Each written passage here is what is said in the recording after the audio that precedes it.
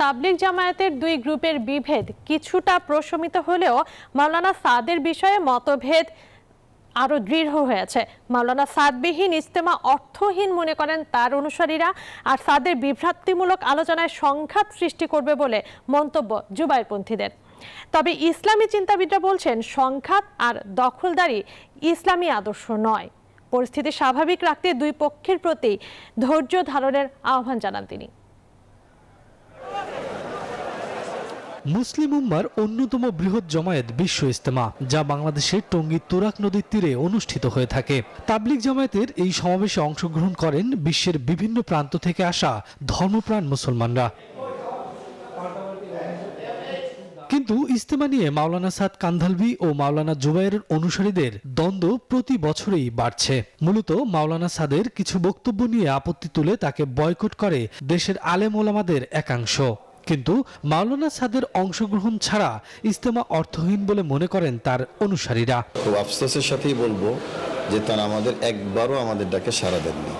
এটা অত্যন্ত দুঃখজনক।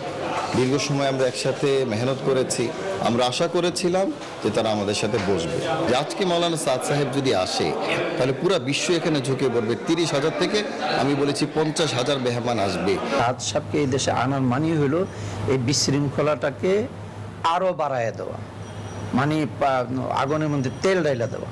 উনি যদি ইচ্ছা করতো দিল্লি থেকে এই মুহূর্তের মধ্যে এটা শেষ করে ফেলতে পারতো। যে উলামা ইকরাম যেভাবে বলে সেভাবে চলো, এই কথাটা বললেই সব শেষ। এদিকে ইসলামী চিন্তাবিদরা বলছেন তাবলিগ জামায়াতের লক্ষ্য ভ্রাতৃত্বের বন্ধন বৃদ্ধি করা, কিন্তু মতভেদের পার্থক্যর কারণে সংঘাত সৃষ্টি হয় এমন কোনো বিষয় ইসলাম সমর্থন করে না। আল্লাহ রাসূল বলেছেন লা তাখতালিফু, তোমরা এরকম ভিন্ন ভিন্ন ব্যাখ্যা দিয়ে ভিন্ন ভিন্ন অবস্থান সৃষ্টি করবে না। ফাতাখতালিফু কুলুবুকুম, তাহলে তোমাদের অন্তরের মধ্যেও বিভেদ সৃষ্টি হবে। আমরা কোনোভাবেই যেন অশান্তি সংঘাত সৃষ্টি না করি, এবং অশান্তি সংঘাত সৃষ্টি না করাটাই হলো দাওয়াত। এদিকে পরিস্থিতি স্বাভাবিক রাখতে ও সংকট নিরসনে দুই গ্রুপের সাথেই আলোচনা হয়েছে জানিয়ে ধর্ম উপদেষ্টা জানান সরকারের সিদ্ধান্তের পক্ষে রয়েছেন তারা। জবের গ্রুপ আগে করবেন, এরপরের স্লটে 7, 8, 9 সাদ সাহেবের অনুসারীরা করবেন। আমরা নতুন কিছু সংযোজন এখানে করতে চাচ্ছি না।